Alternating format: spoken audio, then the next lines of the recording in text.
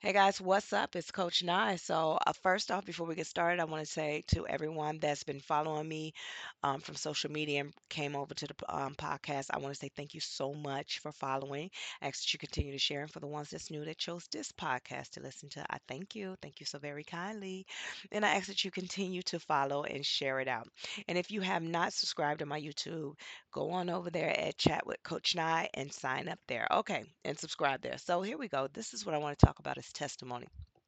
You have a lot of people that's confused on what's a testimony, what's not a testimony. I don't want to tell too much and I don't want to tell too little. God, what is it that you want me to do? And then when God tell you to use your voice, right? Because in this season, God is awakening a whole lot of people now to disconnect from jobs and go open up businesses and do these different things, right? And it has something to do with our voice. This is what I've been teaching about your purpose. So in your purpose, everything has something to do with your voice. It's something to do with the skill or the gift that God gave you. So, how do I know? What do you want me to speak? Is tell your story, right? You keep hearing all this. Tell your story. Tell your story. Okay, but I don't want to tell my story. My story is not that amazing. And you go out and a lot of people just jump straight on and they tell their full story. But you have to remember when you're telling your story to you, you can sum it up, take bits and pieces, sum it up, and it'll be done. You can tell it in an hour, a day, or whatever, right? Just to sum it all up. But your life has so many moving pieces. See, God used you your whole life so you can have a testimony for a testimony for a testimony, meaning that it just seemed like everybody you run into and they talk about something, you can say like, yeah, that happened to me too, but let me tell you how I did this. But you don't want to be the one that, oh, so that happened to you too, everything happened to you too. You don't want to be that guy, but it's just true. It just is what it is. Those are the ones that God used. He's sending them through things and make them go through things in life, right? So they can be a testimony because it's someone out there that went through the same thing you went through or going through the same thing that you just came out of or that you're in the moment. And they can have hope seeing you. Knowing that okay, well she's trusting and she's leaning on God. God told her she gonna be okay, so I gotta be okay. Because sometimes it become a cliche of, well, just lean on God. Just keep trusting in God. And it feels like a cliche. It feels like okay, I've been doing that. I've been praying. I've been leaning on him. But you don't understand. They're so quick to give you a verse or give you something that they feel is encouraging.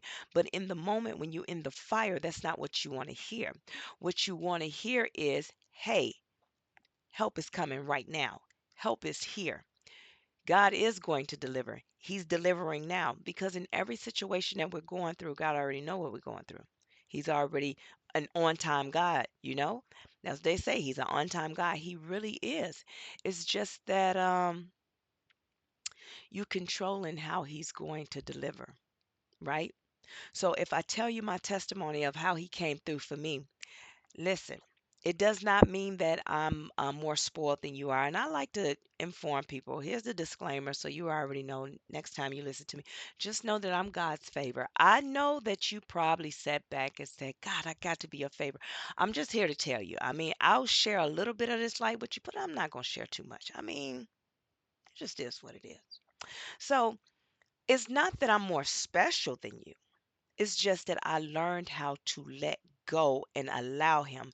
Meaning, when I ask for a thing, I know I have to sit because I'm stuck to a world of the material world of where clocks and time exist. And I'm asking God, I'm asking a being that has nothing to do with this material world, meaning that the rules don't apply to him. He created the world. He created the time. So that what we're sitting in and what we're tying him to does not that he can't fit into that. He's bigger than that. So I had to learn to get on his time and how I teach people about getting on his time. It's not the exact, but it gives you more of a better feeling of it. Meaning that sit in the seconds. In the seconds, and I talk about this on being present. When you sit in the seconds, we all sit and we look at, oh, okay, we got the minutes. 60 minutes is going to be an hour. Before you know it, 15 minutes. Next thing you know, 30 minutes, 45 minutes, and then boom, I got this bill due. But when you sit in the seconds. See, it's 60 seconds until it get to a minute. Now think about 60 seconds getting to an hour. And when you sit in that, you're kind of sitting in God's time, and meaning that you have stopped time because you stop thinking about the next, meaning future. You're sitting in the present. So, in the time when he send people your way, you're going to be going through something. He's going to send someone your way with a testimony. And with that testimony, that is him speaking. Because if I can do it for her, what make you think I won't do it for you? I know Coach and I keep telling everybody that she my favorite child, and I let her believe that. But what make you think that I'm just gonna make Coach Nye out of all people, just Coach Nye, only Coach Nye, the one that went through everything? The one that I could not get to sit down when she was growing up, the one that was always in the mix of something, the one that she had made up her own rules, the one that went against everything that I said. What make you think that it's just that she's that special and you're not? He had to raise me a different type of way. I had to go through it because I chose to operate outside of his will. So therefore, everything that I did outside of his will, I had to manage it outside of his will. But guess what it became? A testimony. So when it was time for me, my Lazarus hour came and I was called. My hour had come for me to stand in my purpose to teach and to tell my testimony, right? To tell my story. Now I can tell it because I can tell you what happened to me and I can stop you from going the route that I went. Not force you to do anything. My only job is to tell you my testimony, to give you the comfort of you're not alone. I've been through this, but look at me now. I am very humble. You wouldn't know I went through all these things. You wouldn't know how blessed I am unless I just came out and just said, look at me, look at me. Other than that, no, my testimony is for the people that He send my way. I don't go find people to give my testimony to. And it's kind of like when you go to church, say, a lot of people, and I've seen this happen a lot at church. A lot of people go to church and they be so excited to tell their testimony. They get up there, they tell their testimony.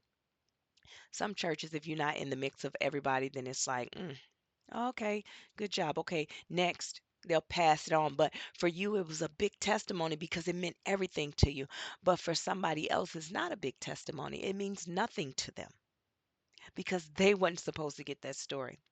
So then a lot of people, after they tell a testimony, then they look at it like, oh, it wasn't that big. It wasn't that big. Oh, and they feel a type of way. They feel shame and they get all these things. And that's of the enemy.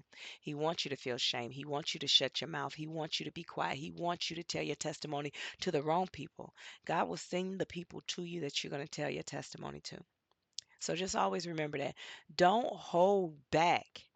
Just ask God, who are you supposed to share it with? Stay humble. Be grateful. Stay in your position because God's going to send someone your way that's going to need that testimony. So be ready for it, you guys, okay? And as always, I'm going to tell you right now, if no one told you today, I'm telling you now, I love you and I'm so proud of you. I want you to continue to be the best version of yourself. Continue to strive to be the best version of yourself. And remember to pour into yourself before you pour into others. And also, God will pour into your cup until it overflow. Your cup is for you. It's not for you to share with anyone. It is for you. That is His blessing to you. That is your inheritance. However, the overflow in these times and in these seasons that we're in, He's going to use you as the storehouse, meaning that He's going to send the people to you that He needs you to feed. Overflow and pouring into the cup does not always mean money, it could be knowledge. Understanding, wisdom. It can be communication. It could be whatever He needs you to give to that person when He sent them to you, okay? I want you guys to be great. And remember, if to go to my YouTube, Chat with Coach Nye, go ahead, subscribe there. Story Time with Coach Nye, of course, is my podcast on the different platforms. And if you haven't got your book, Trinity Walk to Self Love, it is on Amazon, Barnes and Noble, and the Walmart website. The link should be in the description. I thank you so much again. You guys have an amazing rest of the day.